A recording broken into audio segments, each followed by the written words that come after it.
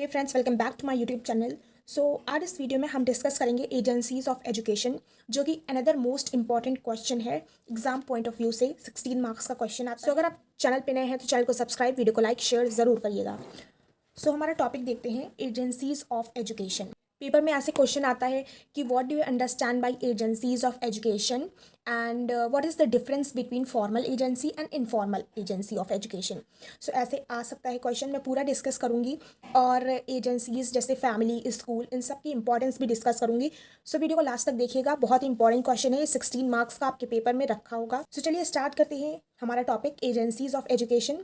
First of all हम समझ लेते हैं कि एजेंसीज का मीनिंग क्या होता है, ये जो वर्ड है इसका मतलब क्या होता है। एजेंसीज को हम हिंदी में कहते हैं संस्थान। मतलब ऐसे संस्थान जो कि शिक्षा प्रोवाइड करते हैं, जो कि एजुकेशन देते हैं, उन्हें कहते हैं एजेंसीज ऑफ एजुकेशन। इंस्टीट्यूशंस जैसे कि स्कूल हो गए, कॉलेज हो गए, ये सब इंस्टीट्यूशंस हैं, एजेंसीज हैं एजुकेशन की। ओके, मीनिंग एक बार हम लोग देख लेते हैं।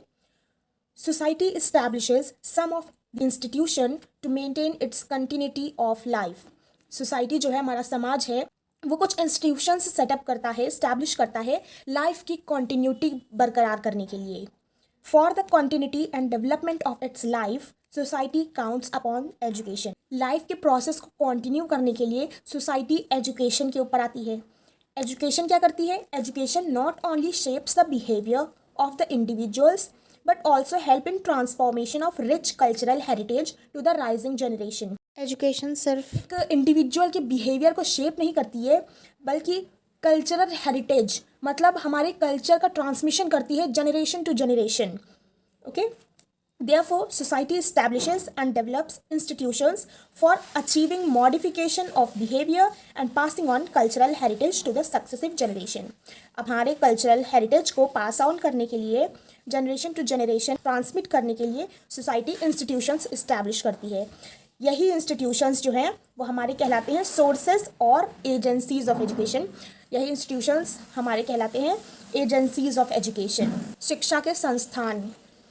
अब देख लेते हैं कि हमारे जो एजेंसीज ऑफ एजुकेशन है वो कितने टाइप की होती हैं। मेनली 3 टाइप्स की एजेंसीज ऑफ एजुकेशन होती हैं, formal agency, informal agency and non formal agencies. मैंने टाइप्स ऑफ एजेंसीज पहले ही डिस्कस कर दिया है, जिसमें कि फॉर्मल, इनफॉर्मल और नॉन फॉर्मल के कैरेक्टरिस्टिक्स मैंने डिस्कस किए हैं। उसकी लिंक मैं वीडियो में दे दूंगी, आप वहाँ से जाके देख लीजिएगा। यहाँ पे हमारा इंपॉर्टेंट है फॉर्मल एंड इनफॉर्मल एजेंसी और स्कूल और family as an agency of education, तो वो मैं डिस्कस करूँगी यहाँ पे आज। देखते हैं फॉर्मल एजेंसी किन्हें कहते हैं, ऊपर से देख लेते हैं।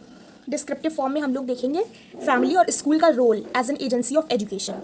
देखते हैं, formal agency includes institutions where education is given is specified, fixed with fixed period of time and having fixed place. मतलब फॉर्मल एजेंसी, औपचारिक जो एजुकेशन होती हैं वो स्पेसिफाइड रहती है और फिक्स्ड रहती है, फिक्स्ड पीरियड ऑफ टाइम के लिए होती है, वो कुछ ही पीरियड ऑफ टाइम के लिए होती है, और हैविंग फिक्स्ड प्लेस, वो एक फिक्स्ड प्लेस पे होती है। एग्जाम्पल जैसे कि स्कूल, कॉलेज, रिलीजियस इंस्टीट्यूशंस या म्यूजियम, ऐसी जगह पे फिक्स्ड एजुकेशन दी जाती है for the fixed period of time, इन्हें कहते हैं फॉर्मल एजेंसी। अब देखते हैं इनफॉर्मल एजेंसीज क्या होती हैं। Informal agencies includes organisations that comes into being without any systematic planning to hand over the social traditions, knowledge, etc. Informal agency हमारी ऐसी एजेंसीज होती हैं, ऐसी ऑर्गेनाइजेशंस होती हैं जहाँ पे हमें किसी सिस्टमैटिक प्लानिंग के साथ एजुकेशन नहीं दी जाती है। एग्जाम्पल जैसे कि family, the society, play group या फिर फ्रेंड्स, हमारे पीयर ग्रुप हो गया, जैसे हमारी फैमिली हो गई, सोसाइटी हो गई। फैमिली में हम कुछ ना कुछ सीखते रहते हैं, कोई हमें पर्टिकुलर पीपल या फिर पर्टिकुलर प्लेस नहीं होता है, या फिर कोई पर्टिकुलर टाइम नहीं होता है जब हम एजुकेशन गेन करते हैं। अपनी फैमिली को देख के हम सीखते हैं, सोसाइटी को देख के अपने फ्रेंड्स से कुछ सीखते हैं, उसी को हम कहते हैं इनफॉर्मल एजेंसी। ना तो उसका कोई फिक्स्ड टाइम रहता है, ना तो कोई फिक्स्ड प्लेस, और ना ही कोई फिक्स्ड पर्सन रहता है। अब देख लेते हैं कि फॉर्मल एजेंसीज में कौन कौन से इंस्टीट्यूशंस आते हैं। फॉर्मल एजेंसीज में स्कूल जैसे हो गया, library, museum, religious institutions, art galleries हो गई, कॉलेजेस हो गए। ये सब फॉर्मल एजेंसीज हैं, इंस्टीट्यूशंस हैं, ये सब फॉर्मल एजेंसीज के। School as an agency of formal education, ये इंपॉर्टेंट है, इसीलिए मैं यहाँ पे डिस्कस कर रही हूँ कि स्कूल का क्या इंपॉर्टेंस है एजुकेशन में as an agency of education. So role of school, school क्या करता है? First point, conservation and promotion of culture. First point है the school conserves the valuable culture, tradition, values of society and helps in promoting and developing these with the rolling of time. School क्या करता है? Promote करता है हमारे culture को, हमारे traditions को बच्चों में। सेकेंड पॉइंट क्या है? Development of higher value of life, values का डेवलपमेंट करता है। School helps in developing and cultivating good and higher values, बच्चे में गुड और हायर वैल्यूज़ डेवलप करता है स्कूल, जैसे कि truth, sympathy, love, cooperation etcetera, ये सब स्कूल के द्वारा आती हैं बच्चों में। थर्ड पॉइंट है वोकेशनल ट्रेनिंग, स्कूल जो है वोकेशनल ट्रेनिंग देता है। Through different activities school provides training in different vocation. Vocational training मतलब अर्निंग वाइल लर्निंग, जैसे कि क्राफ्ट एक्टिविटीज़ ये सब होती हैं। सो ये सब वोकेशनल ट्रेनिंग हो गई एक बच्चे के लिए। फोर्थ पॉइंट क्या है? Citizenship training, school creates the first civic society for the child, so learns the duty and civic rights for the country as responsible citizen. School बच्चे को एक अच्छा सिटीजन बनाने के लिए प्रमोट करता है, रिस्पॉन्सिबल सिटीजन बनाता है उसे। स्कूल से ही बच्चा अपनी रिस्पॉन्सिबिलिटीज़ जानता है कि एक अच्छा सिटीजन कैसे बनना होता है। सो ये थे स्कूल के रोल। अब देखते हैं कि वो था फॉर्मल एजेंसीज़ का एग्जाम्पल, अब ये है इनफॉर्मल एजेंसीज़ का एग्जाम्पल फैमिली। तो यहाँ पे हम रोल ऑफ फैमिली डिस्कस करेंगे कि फैमिली की क्या इंपॉर्टेंस होती है as an informal agency of education. So first of all देख लेते हैं कि इनफॉर्मल एजेंसीज़ में कौन कौन सी एजेंसीज आती हैं। सो पहला हो गया फैमिली, दूसरा सोसाइटी, तीसरा फ्रेंड्स एसेट्रा। सो अब फैमिली का रोल मोस्ट इम्पॉर्टेंट है ये question. So role of family आ सकता है। सो इस क्वेश्चन को अच्छे से देखिएगा। फर्स्ट पॉइंट क्या है? Moral development, the moral qualities are imbibed by the child at home as in the family. The child acts as others act, he grasp things as other member of family do. बच्चा क्या करता है? Family में अपने बड़ों को देखकर सीखता है, इसीलिए फैमिली का रोल इम्पॉर्टेंट है एजुकेशन में। एग्जाम्पल जैसे हॉनेस्टी, ट्रुथफुलनेस, हार्ड वर्किंग, ये सब बच्चा अपनी फैमिली को देखकर सीखता है। सेकेंड पॉइंट है economic awareness, family is a well knit economic unit. The child can study and acquire any type of training because he is not to worry about the expenses.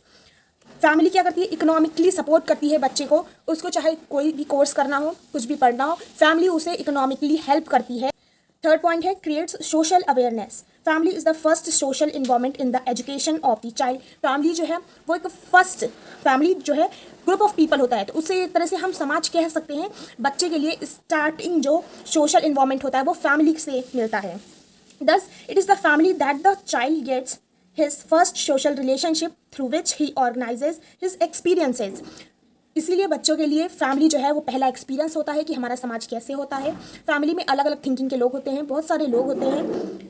So family responsible होती है social awareness के लिए। Fourth point है emotional development, emotional development is very important for the proper growth and development of child. The family gives emotional stability, example love, sympathy. Family क्या करती है? हमारी support करती है, हमें हर सिचुएशन में सपोर्ट करती है, हमें इमोशनल स्टेबिलिटी प्रोवाइड करती है। सो वो थे कुछ इंपॉर्टेंस ऑफ फैमिली। अब देख लेते हैं अनदर एजेंसीज ऑफ एजुकेशन। इसमें आ जाएगा active agencies and passive agencies. So देख लेते हैं एक्टिव एजेंसीज क्या होती हैं। Those agencies which provides for education through the interaction of the person, ऐसी एजेंसी जो कि एजुकेशन प्रोवाइड करती हैं इंटरेक्शन के through. The interaction is two way process, two way process होता है, मतलब both the educator and educant और the individual and the group influence and react to each other. मतलब एजुकेटर और एजुकेंट, जो पढ़ाने वाला और जो पढ़ने वाला होता है, उनका इंटरेक्शन होता है, उसे हम एक्टिव एजेंसी कहते हैं। एग्जाम्पल जैसे कि फैमिली, स्कूल हो गया, चर्च हो गया, द यूथ एंड म्यूजियम। अब देख लेते हैं passive agencies. Passive agencies are those agencies which potentially influence the individual but are not influenced at all by the individual. मतलब पैसिव एजेंसीज ऐसी एजेंसीज होती हैं जिसमें जो पढ़ने वाला होता है वो उन एजेंसीज से इन्फ्लुएंस्ड होता है, बट जो एजेंसीज होती हैं वो उस इंडिविजुअल से इन्फ्लुएंस्ड नहीं होती हैं। The interaction is one way traffic, मतलब वन वे इंटरेक्शन होता है इसमें, जैसे कि यूट्यूब में हो गया, मीडिया, प्रेस मीडिया में, सिनेमा में हो गया। सो उसमें जो स्टूडेंट होता है सिर्फ वही एक्टिव होता है, पढ़ाने वाले को नहीं पता होता है कि वो किसको पढ़ा रहा है। ऐसी एजेंसीज को कहते हैं passive agencies. as it is not able to influence the agencies. Example, library, press, cinema, newspaper. Other types of agencies जैसे कि कमर्शियल और non commercial. So commercial agencies को देते हैं. Commercial agencies are those which gives various kind of knowledge provide करती हैं. These agencies have commercial objectives, मतलब अपने फ़ायदे के लिए नॉलेज प्रोवाइड करती हैं, उन्हीं को हम कहते हैं कमर्शियल एजेंसीज. एग्जाम्पल जैसे कि प्रेस, न्यूज़पेपर, मैगजीन्स, रेडियो, ये सब एग्जाम्पल हो गए कमर्शियल एजेंसीज के. अब देख लेते हैं नॉन कमर्शियल एजेंसीज कौन सी होती हैं. सो नॉन कमर्शियल एजेंसीज ऐसी एजेंसीज होती हैं और those agencies which come into being for social good, मतलब समाज के अच्छे के लिए जो एजेंसीज वर्क करती हैं उन्हें हम कहते हैं non commercial agencies. Social well being is their concern, not the profit making, मतलब समाज की अच्छाई उनके लिए इंपॉर्टेंस रखती है, ना कि वो खुद का प्रॉफिट करते हैं. एग्जाम्पल जैसे कि sports club, education tours, welfare programs etcetera. So देख लेते हैं कि शॉर्ट में देख लेते हैं रोल ऑफ न्यूज़पेपर क्या है as an commercial agency. Strengthens reading and writing skills, newspaper जो होता है वो रीडिंग और राइटिंग स्किल्स को स्ट्रेंथन करता है, मजबूत करता है. सेकंड देखते हैं best source of general knowledge provide करता है. Third point, get up to date with politics, up to date करता है पर्सन्स को. Useful ideas about research and projects, various projects या फिर रिसर्च जो कि हमारे देश में हमारे कंट्री में होते हैं उन सबसे हमें वाकिफ़ करता है. सो ये है रोल ऑफ न्यूज़पेपर. देख लेते हैं role of welfare programmes as a non commercial agency. So welfare programmes क्या करती हैं. इन्वायरमेंट कंजर्वेशन, लोगों को अवेयर करती हैं for environment conservation. Care for elderly peoples होते हैं, ऑर्फनेज पीपल होते हैं, उन सबकी केयर करते हैं. वुमेन एम्पावरमेंट करते हैं. सैनिटेशन एंड हाइजीन का ध्यान रखते हैं. Disease control and others, nutrition and health, इन सब में इनका बहुत ही इंपॉर्टेंट रोल होता है. सो ये है रोल ऑफ वेलफेयर प्रोग्राम्स. सो ये था मोस्ट इंपॉर्टेंट क्वेश्चन 16 मार्क्स में आपका. ये तो ज़रूर आ सकता है कि फॉर्मल और इनफॉर्मल एजेंसीज़ के बीच में डिफरेंस करिए और एजेंसीज से आप क्या समझते हैं. सो ऐसी और इन्फॉर्मेटिव वीडियोस के लिए मेरे चैनल को सब्सक्राइब करिए, वीडियो लाइक शेयर ज़रूर करिएगा. और अगर आपको टाइप्स ऑफ एजुकेशन की वीडियो देखनी हो सो उसकी लिंक मैं डिस्क्रिप्शन बॉक्स में दे दूँगी, आप वहाँ से जाकर देख सकते हैं. So let's meet in another video. Till then bye bye.